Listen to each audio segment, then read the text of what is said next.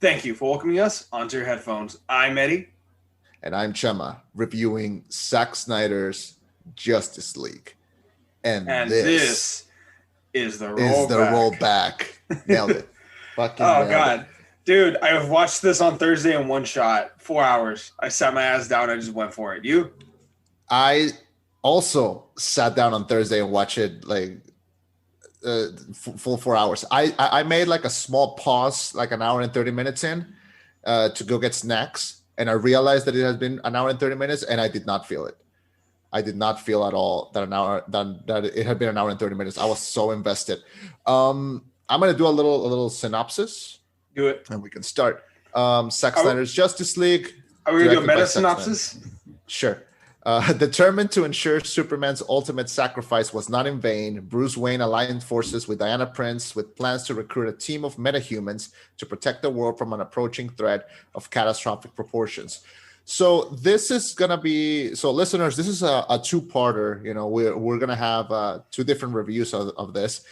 Fernie and Shu did one yesterday. Eddie and I are doing this today, and the whole purpose of the rollback is that we're all different voices, and we're all gonna have different opinions, and we're just gonna share them. And no violence, no nothing. We're just all gonna to furtherly expand on a topic, which is why I love doing this, which is why this is the purpose of us doing it. However, I think it'd be fair to call that review the Josh Whedon version and call this review the Zack Snyder version. Damn. So that's the Whedon cut yesterday? That was a Whedon cut? Wow. No. Look, I have mad respect for Fernie. I have mad respect because I don't know if that guy sleeps. He puts out a review every Wednesday and he always has something to say. So like I have mad respect for him.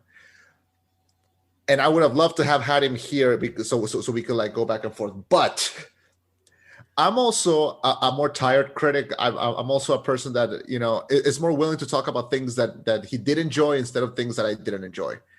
And it is my utmost pleasure to tell you that I loved Zack Snyder's Justice League.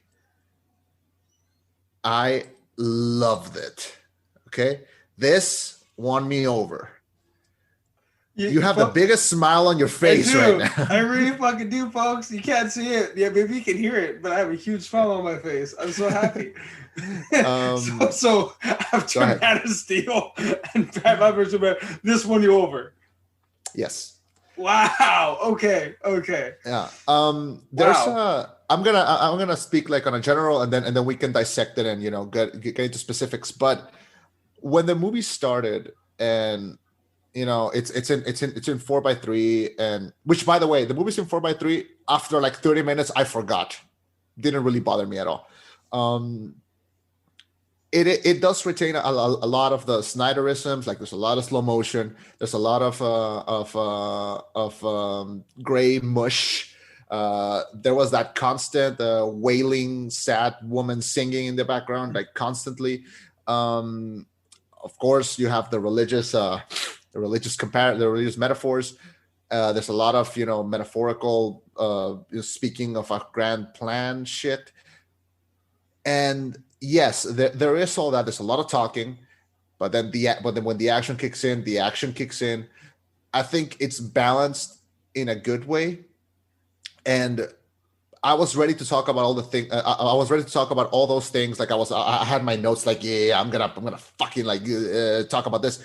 But then the movie ends, and you see that beautiful dedication at the end that says "For Autumn," and that was Snyder's daughter. And when I saw that, I put my pen down and I said, I don't want to criticize it. I don't.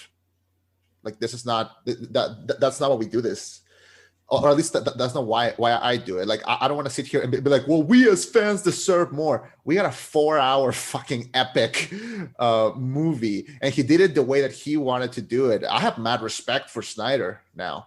Okay, so after that, I just went back and I thought, did I enjoy more or did I hate it more? And I enjoyed more than I hated. Mm-hmm. I didn't really hate a lot of things in this movie. And I thought that I'm going to steal something from Fernie yesterday. It flows beautifully. I don't think it doesn't feel like 4 hours for me. It went like that. It's not a thing that I would watch immediately again. Like I would probably have, I would watch it with someone that has never seen it, who's down to like sit your ass down for like 4 hours. But I highly enjoyed it. It was quite an experience, and we don't have anything else to compare it to. There's none. There's a lot of talk about how, oh well, Marvel did this formula, yeah, and Marvel did that when no one had done before. And this is something that also has never been done before. And I don't want to compare them. I'm tired of that. Mm-hmm. I'm glad that DC and Marvel are also tired of that, and they don't fight back and forth anymore. But yeah, man, I mean, this is a thing to celebrate. This is a thing to experience. And if you have complaints, honestly, I don't want to hear them, because how fucking spoiled can you be that we got a 4-hour Justice League and we're like, you could have cut the fat out of that. Like, no.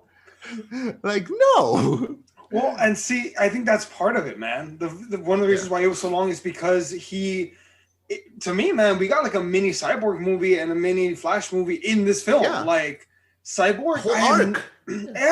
I never given such a big shit about Cyborg till this movie. I liked him from the Teen Titans. Genuinely, I liked him.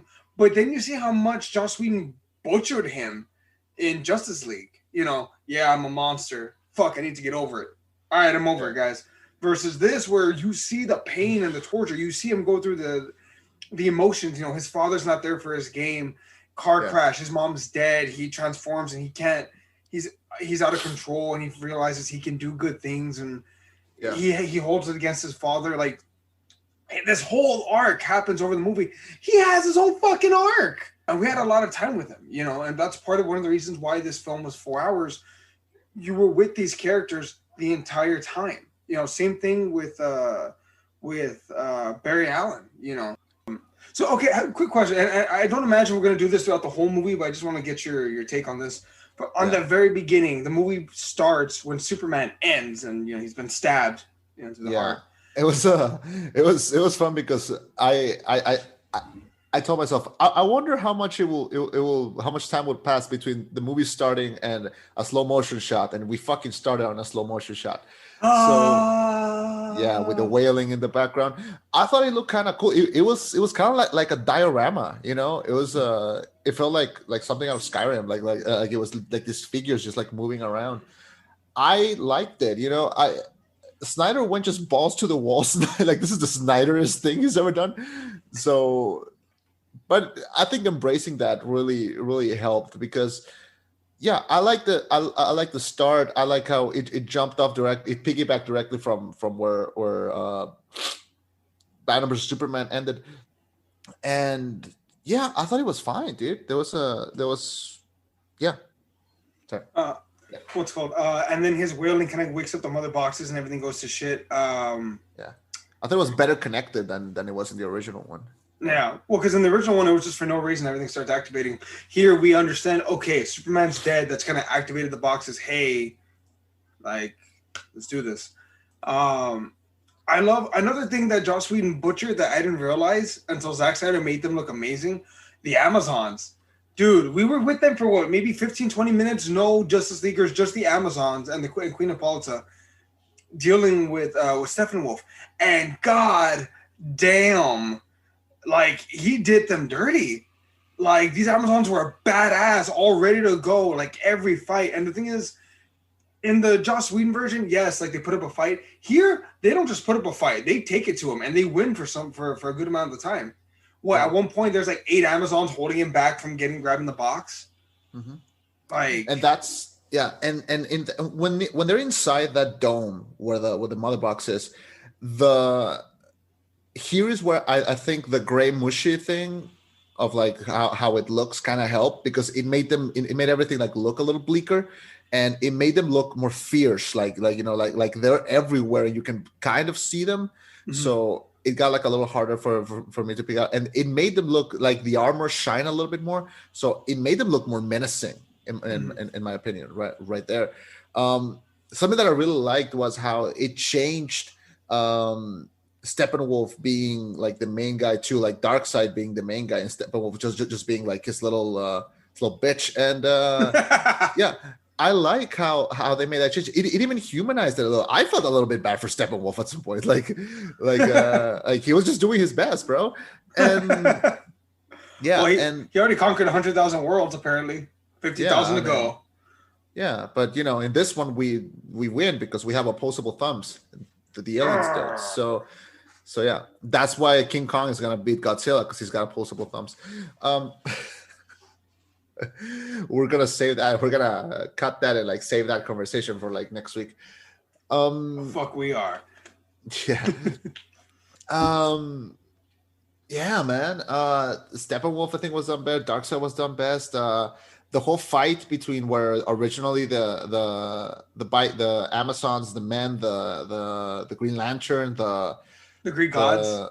The Greek gods, like where they all team up, I thought that was hella cool, and that's where I think Snyder's style really helped because he's really good at doing those very epic scenes. Like I mentioned it before, but making it look kind of like a diorama, like it looks, it gives it a lot of weight, and I think that those scenes really benefit for that. The scene that I think benefited the most out of his style, and it's a weird scene because it's got I think it really helped to expand on the character. But if you showed me that and you told me this is from Justice League, I wouldn't believe you. But it's the scene from Cyborg's football game. Like everything about the way it looks, like the slow motion works, the snow falling.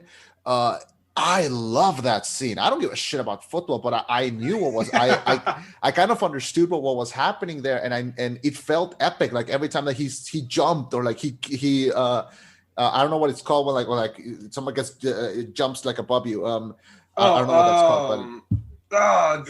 Leap. He leaped over him. I thought you were talking about when he juked the guy or when he like cut back around. Yeah, like, sure. Oh god. Yeah, that felt awesome, and it was a fucking football scene. It wasn't even like a dumb superhero action scene. Yeah. But that combined with the music, with the snow constantly falling, the fact that they didn't stop that for snow, I thought it looked hella cool. Well, and the thing is, like, prop to Zach, he also made me like his mom in one scene. Yeah. In one fucking scene where they're like, I don't give a damn if he's the captain of the football team. He can't hack student records and change their grades. And she says, and she tells him her family lost their house. He was just trying to help them. What have you done to help them? Yeah. Shut the fuck up. Done. And you get the feeling that, he's obviously very close with his mother. They have a really tight mother-son relationship, which makes you feel like shit when it happens. And then, again, his father, his acting was great. He looked broken, like, I can't lose my son, too. I lost my wife. I can't lose him. And you understand the desperation and why he did what he did, and transforming him into into the cyborg. Yeah. That's also something that they changed from the other version. I think, if I'm not wrong, in the other version he lives the dad. Yeah. In the other version, it ends with him like getting control of his powers, and his dad's just like, good job, son. Yeah. So they kill him off in this one, and honestly, it gave it more weight because he sacrificed himself to mark the mother box so they can track it. So he was like 5 steps ahead of that. Mm-hmm. And God, the connecting that to that, it really, I think it really worked. Something else that they changed from the original one to this one is that the humor is way less. Like there's way less humor. But I think it also kind of works because Joss Whedon humor is very specific, and it really works with the Avengers because it's, they're quippy. That's the way they are. These characters, we don't know them enough for us to know if they're quippy or not. So when there's but Snyder manages to do a fine line between they're not super serious in this, but they're also not, quippy and, not taking anything seriously. You can notice that from the start when Bruce goes to see Aquaman and they cut the I hear you can talk to fish. Like they cut that. They cut that. Him saying it again at the end. They cut the Superman telling Batman, like, I'm going to ask you what you asked me. Do you bleed? And he goes like, something's definitely bleeding. They cut that. They cut him bringing them back to the Batcave, and then him going like, "So can you summon some fish?" They cut all those lines. Yeah, Yeah. Like, but they kept Quippy Alfred, which I like because you know how much I love. I love Jeremy Irons as Alfred. I just love him. But like Batman, Alfred's supposed to be quippy. Like he's supposed to be quippy in general. Like even in the fucking cartoons, he's quippy. Do you remember in the cartoons? I don't remember who is it, but like somebody wakes up in the Batcave, and I think it's Barbara Gordon, and like she wakes up and like she sees Alfred, and then Alfred goes like, "So I guess you can put two and two together. I'm Batman." Yeah.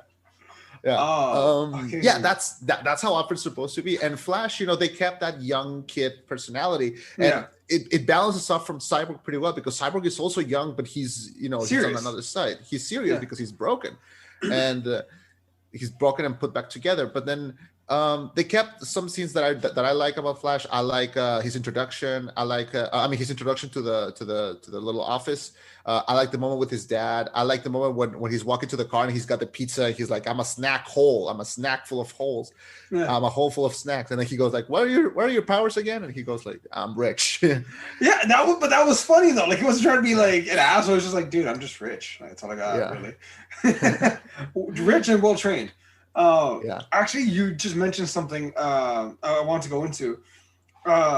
The Flash is a lot more mature in this movie. He's not like just comedy and comedy relief. He's a lot more serious when needed. He's not scared, but he's like, "Oh fuck, okay." He knows his limits. Yeah. Yeah. Well, he's like a soldier going into fight for the first time. He knows he's gonna go. It's just like they're nerves, and he's not scared, but he's nervous. Yeah, that too. Like, I need friends. And I love the changed relationship, and this goes into something bigger, which I'm going to fucking dive into hard. The character difference of Diana, and I fucking loved it in this one versus the other one. I want to be very clear. I liked the old Justice League because I'm a DC fanboy, and I will take whatever I can get. Yeah. But watching this, now I'm like, fuck, they did a lot of these characters dirty in that last one. I didn't even realize. Flash is like, "Do you think she would date a younger guy?" It's like everyone is younger than her, man. She's 5,000 years old. But then on the other side of that, Diana, she ain't no fucking den mother. She ain't no like children. I work with children. No, she's a fucking badass warrior that will take it to anyone, any fucking one. She went toe to toe with Steppenwolf one-on-one for a while. Like she ain't fucking around. Like, "Hey, out of my way. This is my fight." Yeah. And I loved how fierce she was. I love that she cut off his fucking head at the very end. Like Diana was such a beast and a warrior in this that like there's no other way to go around it. She was amazing in this film. She's so much more Wonder Woman in this film than in Wonder Woman 1984. I think so. Because here she has a grudge. Here she's pissed. Like she's not all happy. Everything's gonna be fine. Like no. Like, shit's getting real. Let's go. Yeah. And maybe it was because of the desperation of the Amazons to send the message. You remember? And she's like, fuck, like, there's a great evil coming. And that's when she walks Batman through the story and everything. Also, I wanted to talk about that fight sequence. Dude. The final fight sequence? No, the old one. No, the one when it's the old gods and the humans and and all of them against Darkseid. Hippolyta fought Darkseid. Jesus, Zeus, Ares, and Hades took it to Darkseid. Ares fucking almost chopped his goddamn arm. I was shocked. I was like, "What the fuck? Darkseid's injured?" Like, did that make you freak out? Like, did that make you fanboy at all? Because I was like, "What?" Yeah. Look, there's this ongoing chain of comments that a lot of fanboys, when they watched Man of Steel and they saw the fight at the end between him and General Zod, and they're destroying everything, that they felt like children, taking all their toys and like clamping them together. That scene, that fight scene of everyone against Darkseid felt like when you're a kid and you take toys that are not even from the same franchises. Like you're like, Batman is gonna fight the Teenage Mutant Ninja Turtles, and then my Bionicles are coming in, and then Max Steel is coming in. Like that's how it felt for me. It was like there's no rules, just go all out. And yes, it did make me fanboy because I'm a bit of a Greek mythology geek myself. So seeing that interpretation was pretty cool. seeing those gods hang like there. I thought the way that they handled Green Lantern was pretty cool. I kind of didn't like that it was only one. But I like how they have that scene where like he dies and then the ring like starts floating and then it goes into space. Like it makes you feel that, oh, that exists, but we're not gonna explore that right now. It's just a thing that is there. I wanted to mention something about Diana now that you mention it. Now that you brought it up. Now that we know all the sick things that Josh Whedon has done, it made me rethink a couple of scenes from his version of Justice League. I'm gonna go straight to the point. In Whedon's version, there's a lot of ass shots of Diana. There's a lot. There's like 3 or 4. There are none here. Mm-hmm. And yeah, they also cut that really disturbing scene where like Flash and Diana like kind of like bump on top and he of each falls other. in her chest, and he's like, "Oops, sorry." Yeah, I mean, what an anime moment that was. Yeah, I mean, yeah, it really makes you think like about that. Diana, I agree, way better character here, way more expanded. I mentioned before that I loved her first action sequence at the bank. Mm-hmm. Like, I think the gray mushy tone actually kind of helped this scene because it made like the part where like they're shooting with the gun and like she like deflects them all. Yeah. I like that. I like how they made little changes and they made her quippy when it was needed. I like that scene where she's with Alfred and they have that oh, do you want some tea? Like, no, I'm fine. But then she starts making it too. And also like she's like, what are you working on? He's like, oh, I'm making this bracelet for Master Wayne and like it's gonna deflect energy. And she's like, oh, you should also make him a lasso but make it black. Yeah. Oh, energy increasing gauntlets. Yeah, that I love because that's exactly what she would say. Like that makes sense. Because that's exactly what Bruce would do. It was Master Wayne's idea. It's also something I really like. Something that I also really like that made also like everything connect. Do you remember when before the original came out? I don't know if you remember, but like 2 years before it came out, there were trailers, and that showed like the original, like scenes that we later saw cut. And one of the final scenes in one of those trailers was somebody showed up in front of Alfred, and then Alfred says, they said you would come. I hope you're not too late. Yes, we didn't know who that meant, but we kind of knew it was going to be Superman. I like how he didn't say, "Oh, Superman." Oh, Kal-El. I like how he said, "Master Kent." Yeah. Yeah, I like that. That felt very like welcome. You're one of us. Like immediately he trusts him. Yeah. I like that. There was a lot of good Alfred moments, and I live for a good Alfred moment. So I like that. Yeah, Diana I think is way better. Flash is done better. Cyborg's done better. It's just overall just better. Yeah. Well, how did you feel about Diana and Bruce's interactions with each other? Because I love the fact that there was no like romance there at all. They had that one scene where like they both went for the mouse at the same time. Yeah, but besides that, there was nothing, and I love that. I love because in the Joss Whedon version, there was a little bit of flirting / like awkward like attraction to each other. It was also like Alfred telling them like you can call her yourself. You have her phone number. Yeah. That was changed, and I thought it was fine because both of them have always had that dynamic. Yeah. They've had that thing where like they always go back and forth with each other. There's a scene in one of the animated Justice League where like they're running away from people and they're hiding in a bar and they start kissing just so people won't like they don't look at them. Yeah. I always go back to like the episode where like Batman is forced to sing and the blues, and then she teases him about it later and he's like, how the fuck do you know that? Yeah, so they've always had the dynamic. So the fact that they didn't go full force with it and they just like they just went a little bit with it, I think it really worked. Yeah. Let's talk about a character that again was done dirty in the Whedon version that I think was significantly more expanded on in this one, Superman and his moments. Did you like him more in this one? Like yes. His character, like how he radiated and everything? Yeah. Well, the thing with him is that not a lot of scenes would change. They kept a little bit of his quippiness. Like They have that scene where like he goes back to the farm with Lois and she says like, you smell. He's like, did I not before? Yeah. Yeah. The scene that got me in the last one and still gets me in this is when he reunites with his mom. I think the mom was expanded because they show us at the start how they did a lot. Yeah, they did a lot of show don't tell, because in the original one she goes to Lois's job and it's like yo, I lost a farm, but they showed us that first here. And then she goes to visit him, and also they changed Lois to like oh, she hasn't gone to work, she hasn't worked, she's depressed. And I like how changing the people in his life like around him, I think made him more.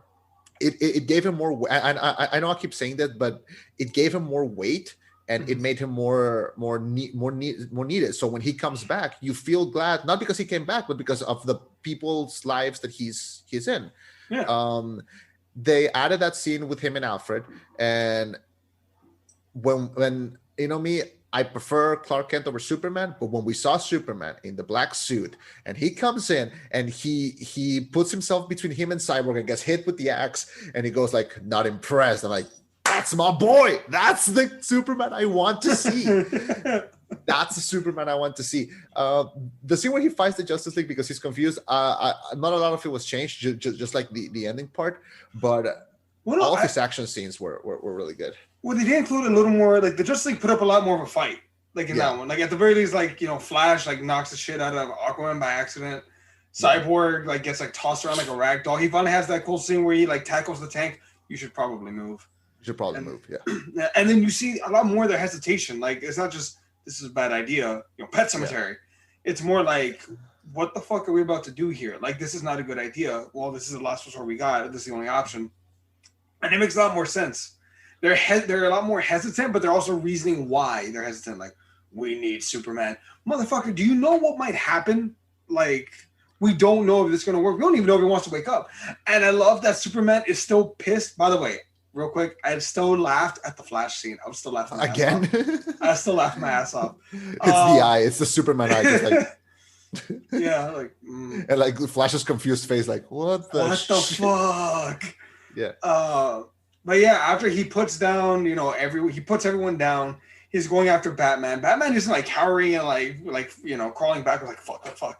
He's more like, Clark, don't. Yeah. Like he's trying to reason with them, but he's not scared. He's like, come on, man, like listen to me, please. And he destroys both his gauntlets. Like he's like, oh fuck this, nope. Yeah. And he's about to get murdered. He's about to get shot with the laser. And that's when Lois comes in, yeah, that's when Lois comes in. Oh, and also the humans try putting up a fight. I'm like, what the fuck are you doing? Like, when has that ever worked? When has that ever worked?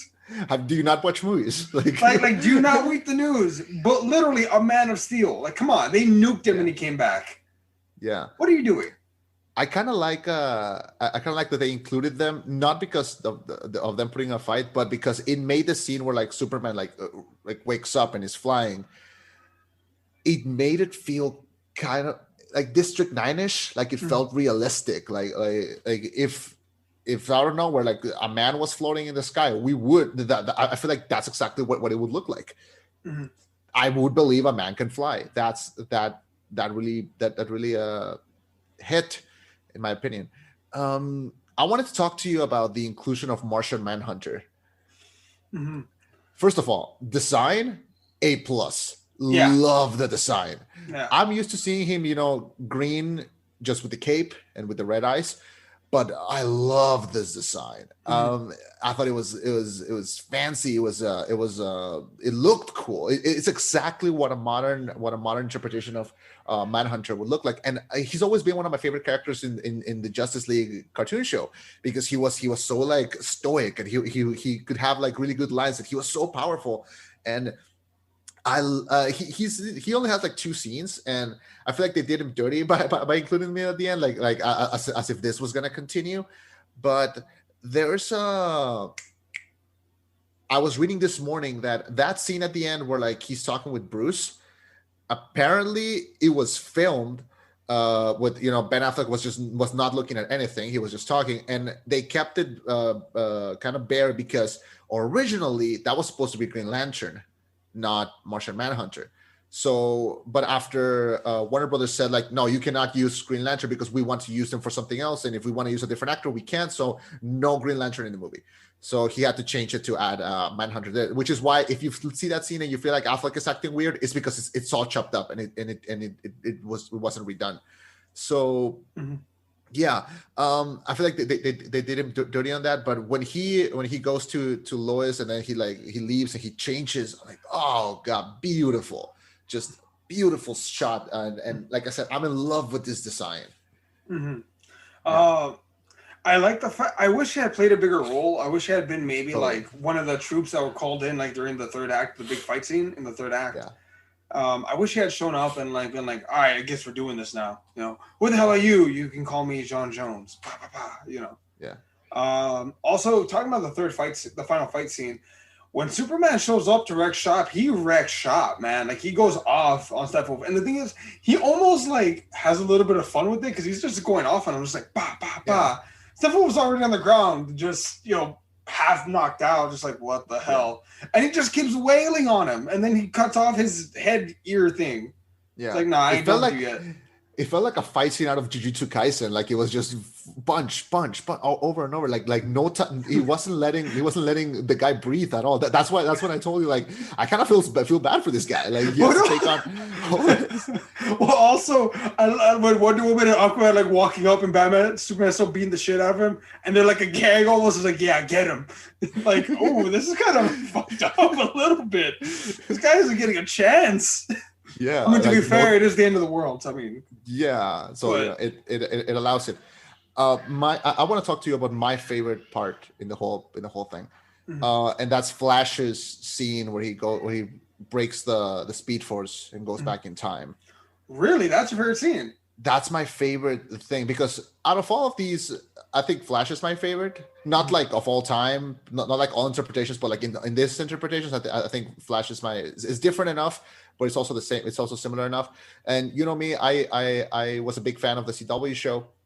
So and I've read Flashpoint. I've read a couple of stories, so I'm familiar with Flash enough. And God, that scene where he like breaks the Speed Force and goes back into and he's like, no, we still have a shot. We can still do this, and he does that, and like everything goes to black, and he starts.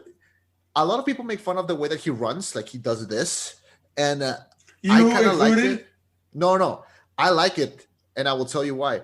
Because it looks different enough so that oh, this is how the Flash runs. Okay, so if I do this, I'm talking about the Flash. So it looks a little silly, but it helps to make its character like its own. It's like a lot of people made fun of Enchantress's weird dancing in Suicide Squad.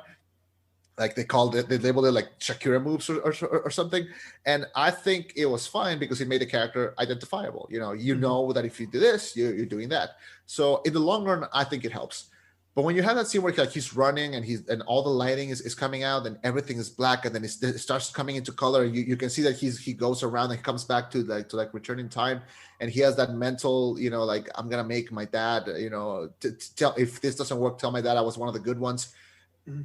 I love that. It was so subtle. Like true. you can tell that that it was very specific to him, and it gave him like an opportunity to shine. And you mentioned before, like you felt like you got a mini movie of Cyborg and a mini movie of Flash. 100% agree. And this is like the part where the arc, fulfills itself. This is his hero's journey from weakness to strength, and all he needed was some buddies, and he managed to do it, and he survives.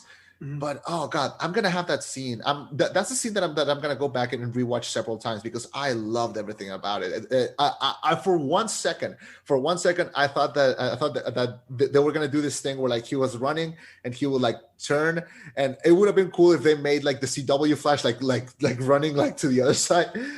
Just like, huh? I don't know. I think it would have been like a nice wink to the audience, and you could have added Dr. Wells in the background, just like run, Barry, run. They could have just done something like that, but it was so well composed, and it made me feel things, and I love Ezra Miller as an actor. He always brings 110% to like every role that he's playing. Ezra Miller is, how the kids would say, he understands the assignment. And he understands so he knows what he's doing. And and to me, he has his quippy side and he has but this is the emotional side, because they kept the scenes with the dad, and to me, those scenes already work. But this scene, one of the all-time best Flash scenes, in my opinion, like ever made. What's called? The tension was insane when Cyborg was telling him, like, I need the charge, and Flash is running, and like they're having to stall for time, and he's telling him, like, I can't hold this, like, when, like he trips. Victor. No, he gets shot. Remember?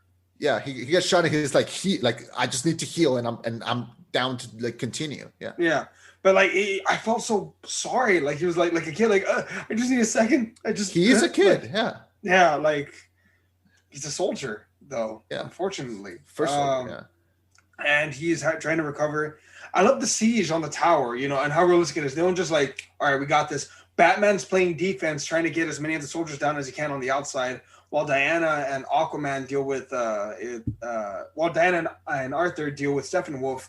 Cyborg's dealing with the boxes. Flash, like, it's a lot, man, for 5 people to take on. And then backup arrives, and he just fucking wails on him. Yeah.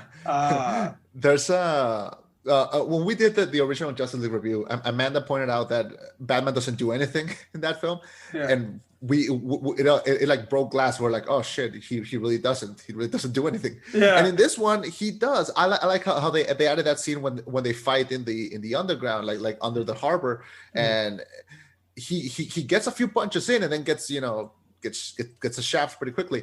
Yeah. I like how they also included that line that was in the trailer, that when Cyborg tells him like I didn't think you were real, and he goes, I'm real when it's useful. Yeah. I like how they brought that back. Yeah, man. But that final fight scene, I like how they also changed the sky color. I like how they were having it felt like doing that fight with the parademons, and until they got to the boxes, I felt like they were having fun. They were. It was like, this is so easy. I get to go off on all these guys. Let's do this. Yeah. They kept free murders. They kept the Aquaman going like my man. They kept that, but oh god, just infinitely way more enjoyable, infinitely more better. Give me a second. Sure thing. Yeah, infinitely better. What was I gonna say?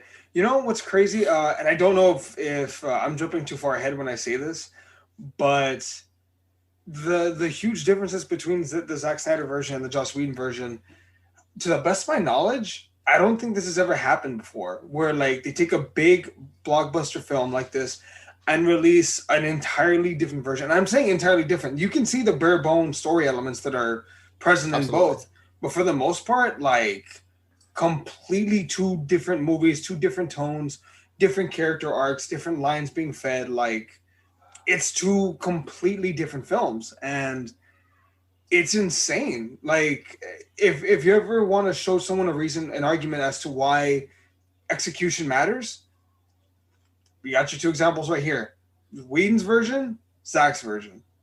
Yeah. This is what we mean when we say execution matters. And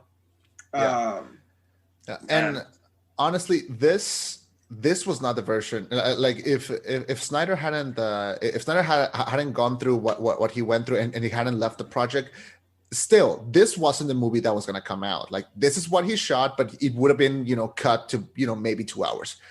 But the fact that we got this, and this is why streaming was kind of like the perfect option for this.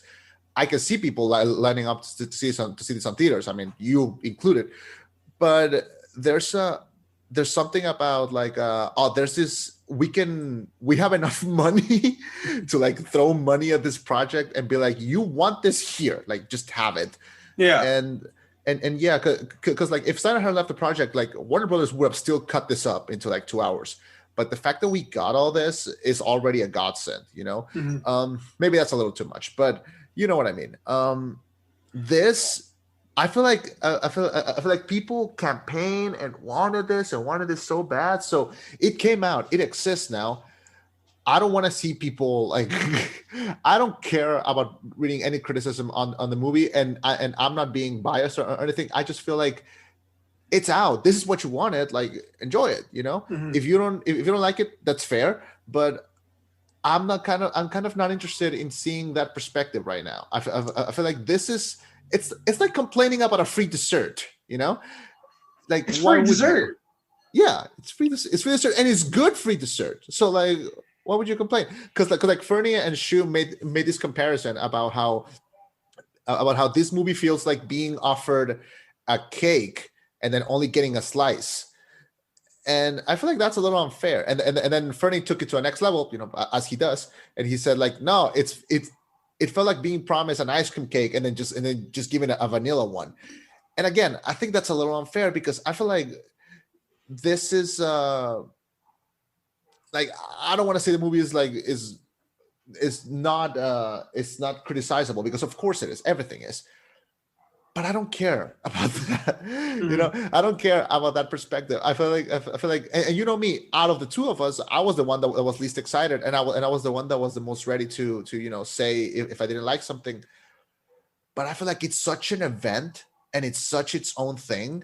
Mm-hmm. And like you said, there's nothing like this has ever happened. I can only think of two examples. The original Superman films, Mm-hmm. the second one, they did like a version, and then like 3 ways in, the director was like he was given the shaft because they didn't like what he was doing. So Richard Donner was cut, and they brought someone else to finish it. And then like a few years later, the Donner cut appeared.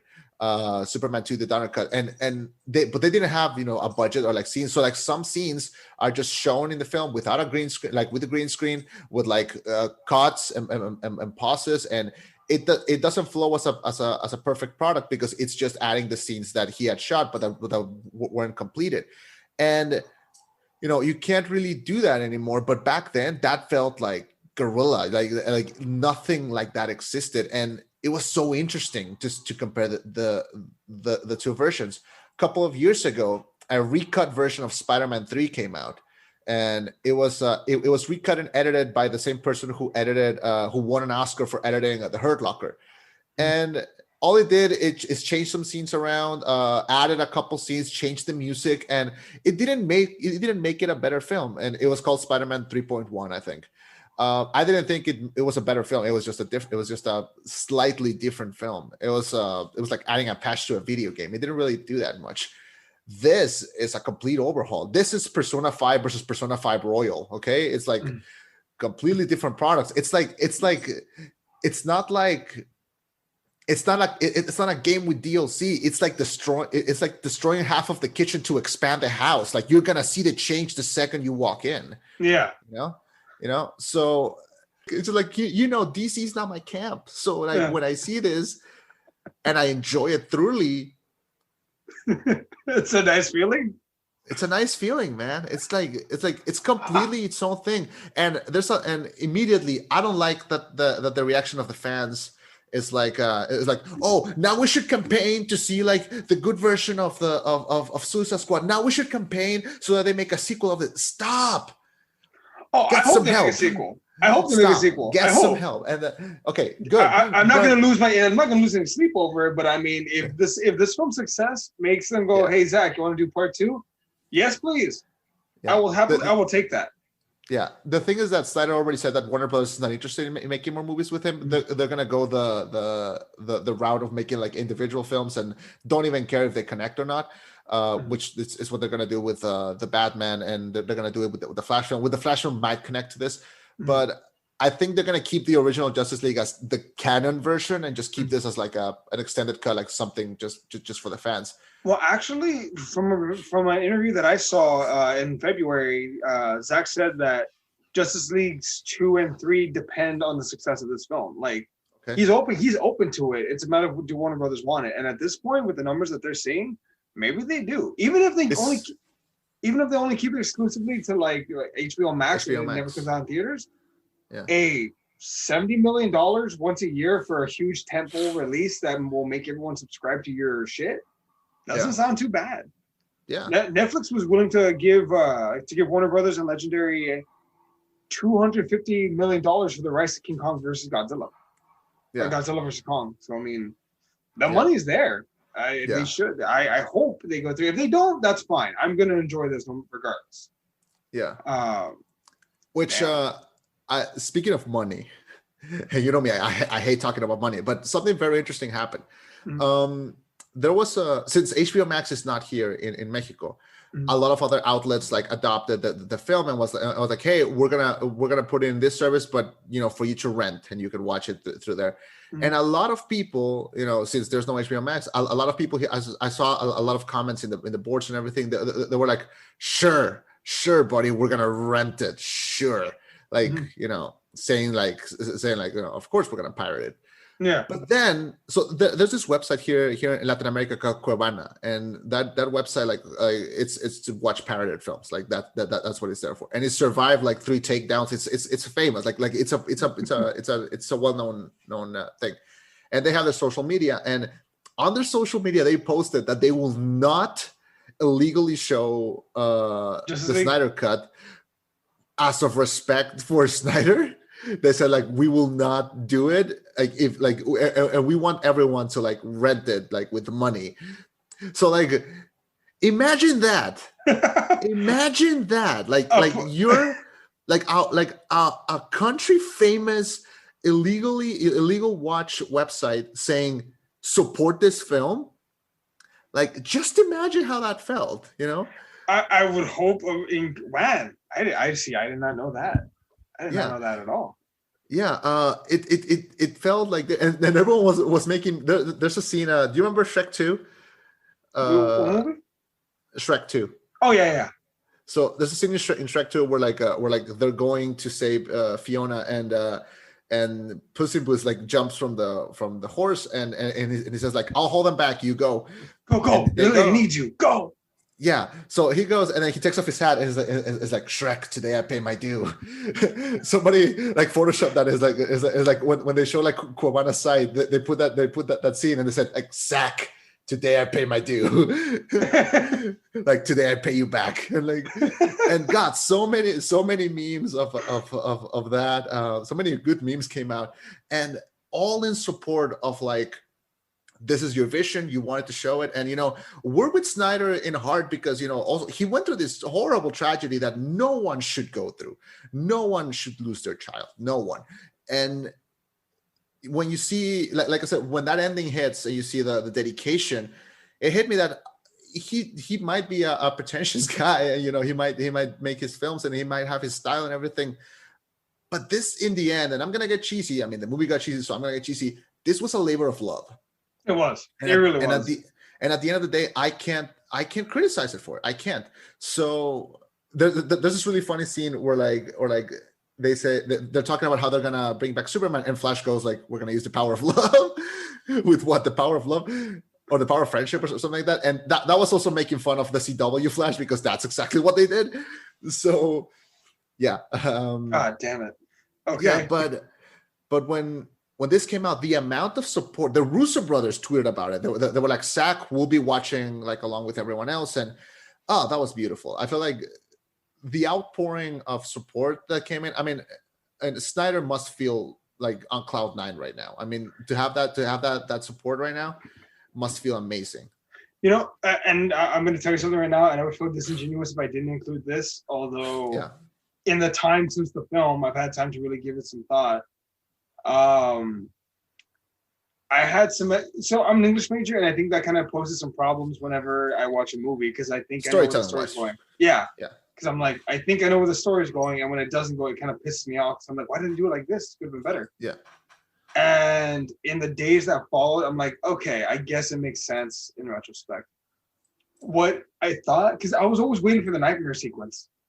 Yeah. I was waiting for him to get to interact with Joker.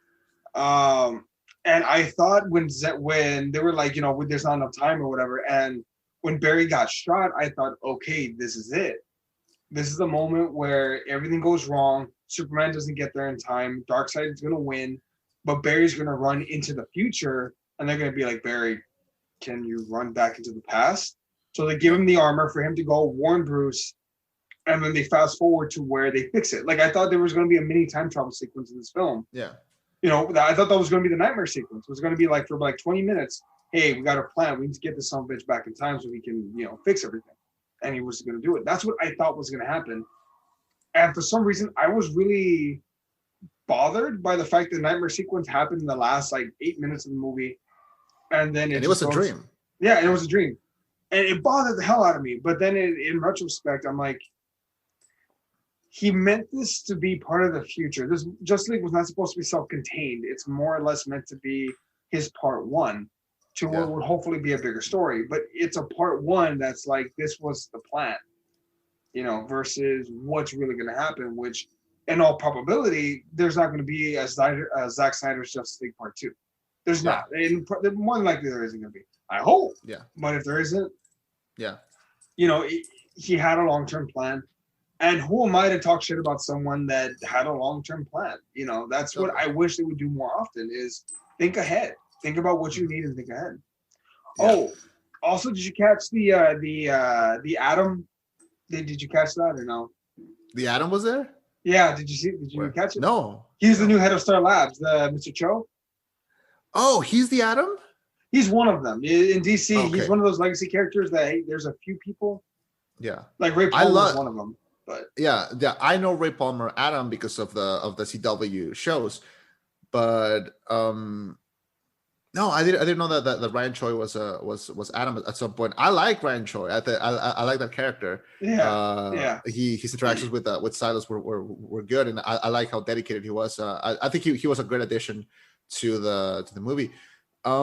Speaking of that nightmare scene, I remember during the final fight scene, I was thinking like, hey, Joker was in the trailer. Where the hell is he? Like, how are they gonna tie him in? Because it's been 4 hours and he's not there. And then he finally shows up at the end, and that's like the one scene that like I felt could have been cut out. Like I understand your perspective of like, oh, this was supposed to be a part one and they had a plan and everything, but my thing is here, and I feel like this might, you know, I don't care if this is a hot take or anything, but I think this is better experience as like a self-contained one shot than as a continuation or like as a jumping off point. Okay. I think I enjoyed it way more as like a single product, and when it ended, I'm like, okay, this was one more story in the you know, mountain long sized amount of stories that we're gonna get the Justice League throughout, you know, the canon history of the world. We've had comic books, we have animated series, we've had shows, and now we've had this. When people say like, oh, we deserve better, we're probably gonna get a better version at some point, as we're going to with any fictional character, especially with these who are world famous. Okay. This is another interpretation of that story. So when they say like, oh, I expected more, we're probably going to get another version at some point. So, you know, this isn't the end of the line. Yeah, this isn't the end of the line. This is not going to be the last time that we're going to see Superman, Batman, and Wonder Woman, Cyborg, Flash, because they're legacy characters. They're forever. Okay. We're going to have them longer than cockroaches. Okay. So, and those characters are going to outlive the actors. Okay, so when they're like, "Oh, I wish we had another Henry Cavill Superman," we might have another one. We might have another Superman who might be even better. We don't know. He might not be even born yet. So that's why I'm very pushy on like enjoy this for what it is, and I loved it for what it is. And at the end of the day, when they go back to Wayne's Manor and they're like, you know, they're talking about doing the Hall of Heroes and everything. It makes me feel more like it to me, imagining that will happen without seeing it happen might be even better than the execution that they plan to. Okay. The same way that every book is different to every person that reads it, they're going to experience this the same way. And to me, I enjoy this as a one shot, as a self-contained thing. It does ruin it by the little nightmare sequence at the end, but I can just, you know, jot that down as like, okay, one part that I didn't like from like 1,000 that I did like. Yeah. And in that way, I loved it for that. Yeah. Honestly, I love their interaction though. Joker, like, telling them, like, why would you send a boy wonder to do a man's job? You know, like, something that Joker would say. Yeah. Yeah, or Batman. Even Batman got personal with him. Batman got personal, like kill you. Yeah, like I would make no hesitation. I will fucking kill you. And he's like, you know what? The last thing, what was the last thing that Harley told me when I was holding her? She bled in my arms and she was dying. Yeah. She made me promise to make sure that when I kill you, I make it slow. Yeah. And I intend on honoring that promise. Like, yeah.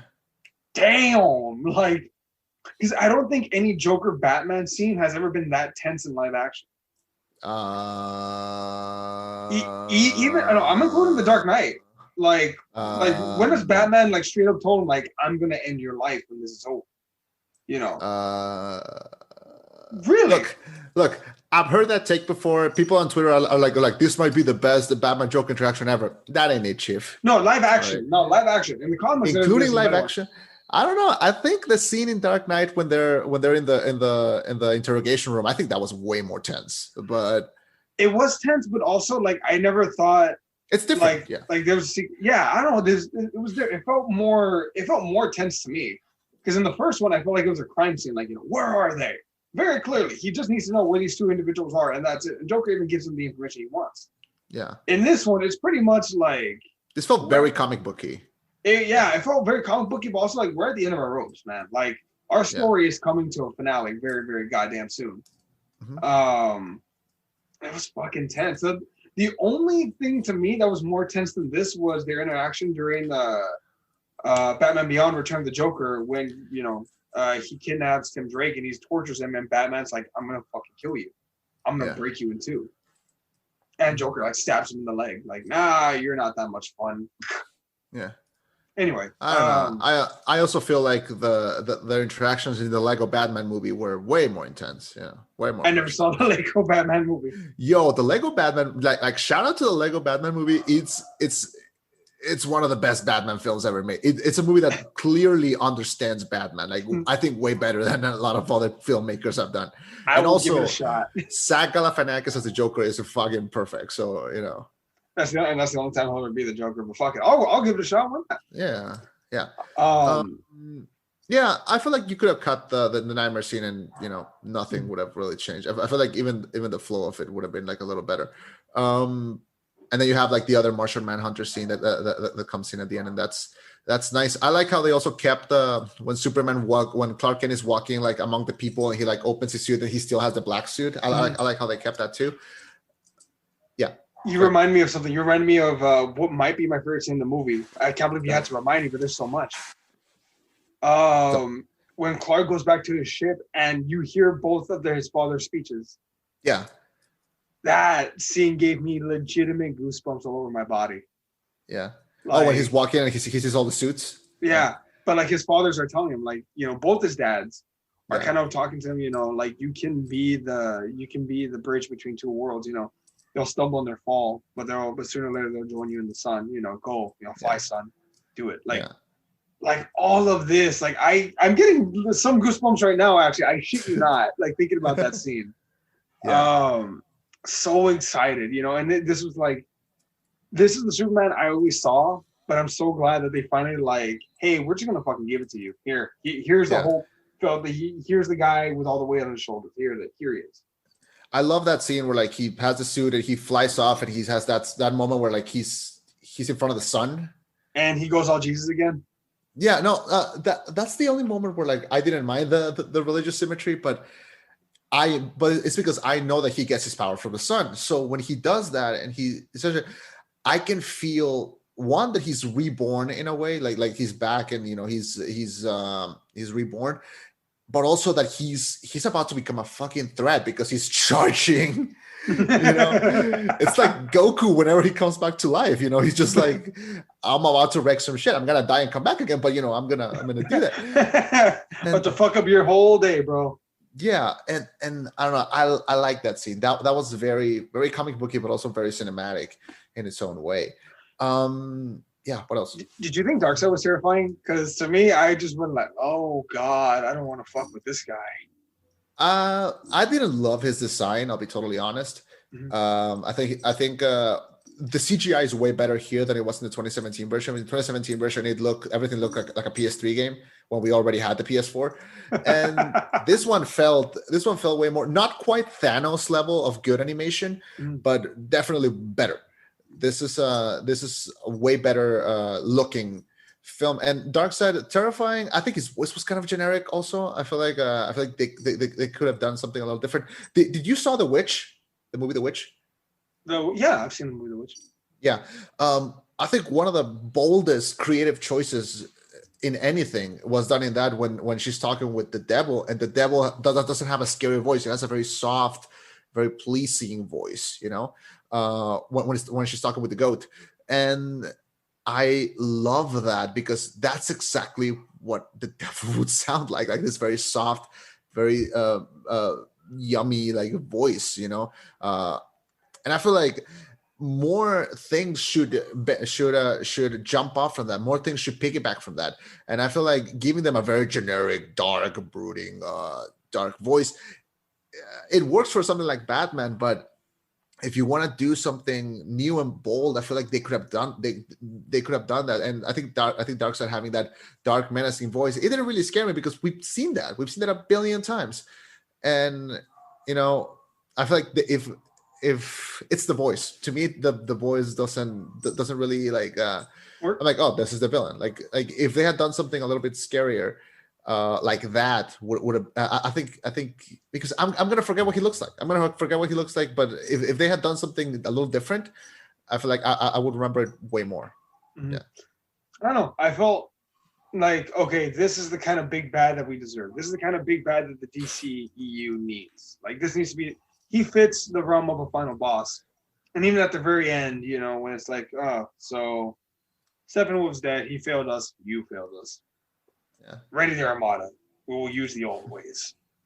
And I love how they made the anti-life equation. Like, I was wondering, like, how the fuck are they going to make it matter? Oh, it's on Earth. They couldn't find it. So that's why they're conquering worlds, to try and find anti-life.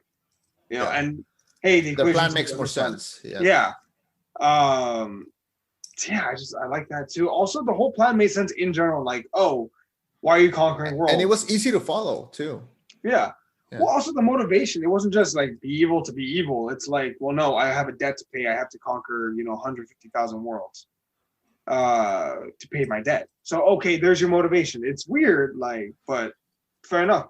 And even in that, it's like, oh man, this guy's conquered 100,000 worlds. Like, yeah, but this is the world that fought back the first time. They'll fight again. Yeah. That's why we're special.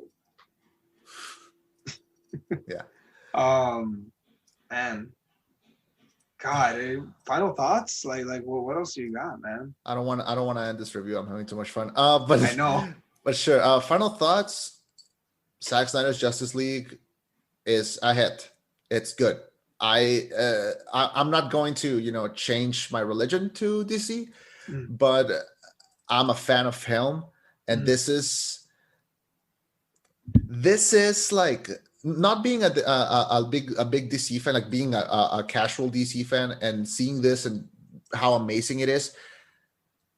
It's like hearing the most amazing set of lyrics in a song that's in your least favorite genre. Mm-hmm. That's how it feels to watch this movie. Okay? Really? Yeah. It's like I enjoyed it. I loved it. But also I didn't have a dog in the fight. I didn't have a high expectation. In the previous review done by Fernie and Shu mentions that his dad owned a comic book store, and he talks about how growing up, he read all his comics, so he knows these characters back and forth. So because of that, he has this personal connection with it. I don't. I have a more casual thing, but how can you be a lover of film and not get excited over something like this? This is a thing to get hyped about. And I think, believe the hype. Zack Snyder's Justice League, to me, is great. It's fantastic. I don't know if we're ever going to have something like this. This is kind of like when they combined all the Godfather films and they made it into one big thing, and they made it all in like the right sequence, Mm-hmm. Have you seen that cut? I've only seen it once, and I'm trying to find it again, actually. Yeah. This is they're getting experimental, and DC has been long overdue to like leave behind the old ways and like adapt and try to make something new. And who knows if we get something like this ever again. But to me, Zack Snyder's Justice League, I had a baller time. 4 hours that flew by, you know. Mm-hmm. I enjoyed everything that it did. I love the characters. I think Snyder was the right person to do something like this. And this might not be the definitive Justice League experience, that we might never have something like that, but it's a Justice League movie that lasts 4 fucking hours. Like, it feels like a comic book, though. Like, if that's the thing. Yeah. It feels like like a full from beginning to end comic book story. Yeah, it has a beginning, a middle, and an end. And because of that, like, get hyped, you know? Like I don't think, like, I've said this before, and I will say it again. This is not the moment to start picking on things. This is not the moment to start this could have done better. Like I'm going to puke if I see the CinemaSins video for this. Like, I'm gonna fucking lose it. So I'm just gonna get hyped. I'm gonna enjoy it. If somebody tells me, did you like it? I'm gonna say, I love it. Okay. If you have the time, if you want to make, I highly recommend taking the time. Even if you don't like it, it's a 4-hour Justice League. Like, these are like forever characters. These are legacy characters. We're going to have them for the rest of our life. When is something like this going to happen again? Probably never. So how can I not recommend it? Okay. Yeah. Love it. Love it. I'm not even gonna give it a score. Just it's a 4-hour Justice League, man. Have fun. A+. A+? Okay. A+. Man, everything. I felt like a kid. You sent me a meme where it's from Ratatouille of that guy watching the Justice League, and then it goes back to his childhood watching the old Justice League Unlimited TV show. Pretty fucking much. Pretty goddamn much on goddamn point. Incredible film, incredible character work. There's a saying I keep going back to from George Clooney where he says, you can always make a bad movie out of a good script, but you can never make a good movie out of a bad script. And this definitely had an incredible script. The storytelling was on point. This was almost Godfather-esque, where I give a shit about side characters that weren't the main character. You know, totally. I was invested in their lives, where we had full scenes, full sequences with none of the main members of the Justice League or their like immediate supporting cast, and I still enjoyed it. You know, in particular, the Amazon sequence, that was amazing. The Nightmare sequence, even though it threw me off, was like, fuck. Batman getting his suit. Superman getting his suit. Batman not being such a little bitch and like trying to be the real leader of them. You know, trying to go their way. It was just an incredible experience to have, and I'm damn happy I was there. My only regret is that I couldn't see it in IMAX theaters, and I would sit my ass down for 4 hours just like movie in the theaters. Yes. Give me like a 10-minute intermission to go to the restroom, then like 2 hours in, and I'm good. I'm golden. Yeah. Oh man. We waited over a year for this. I waited over a year for this. This is worth it. This is really worth it. I agree. This was worth it. Oh man. This has rollback seal of approval all over it. Congrats, Snyder. I'm sure you appreciate it. We like your movie, Zach. It's all good. Oh God. I can keep going, but I think we've said our pieces. I don't know if there's anything else. I can't think of anything else to say, man. I made a mental list of all the things I want to give compliments to, like Cyborg and Flash's story, Superman, Wonder Woman being more of a badass this time. Like, I give all the compliments I needed to give. Like, I made sure. Yeah. And look, Fernie and Shu mentioned on the last review that their review was going to be less biased and that our review was going to be more biased. And I mean, sure, but also, like, I don't care. Get fucked. No, I had fun with the movie, and I had fun talking about it. So that's it. That's my mentality. I just retweeted this thing that I think encapsulates like us, and it says like, me as a cultural critic, I don't care. I liked it. Yes. Me with the whole DC, me with everything that DC does, I don't care. I liked it. Yeah. Like, I don't know. I liked it. And yeah, like I said, if you want to see me dunk on DC and like not liking something, watch the Man of Steel and Batman vs Superman reviews. Like, there's more than enough that you're not gonna. There's nothing here because I got mad respect for everything involved in this, and I don't want to hear any like this is better than Endgame, this is better than Infinity War. I don't care. I don't care about that sort of opinion. We're not. I'm not coming here to like compare them. I'm here to just talk about this thing, and to me, this thing is good.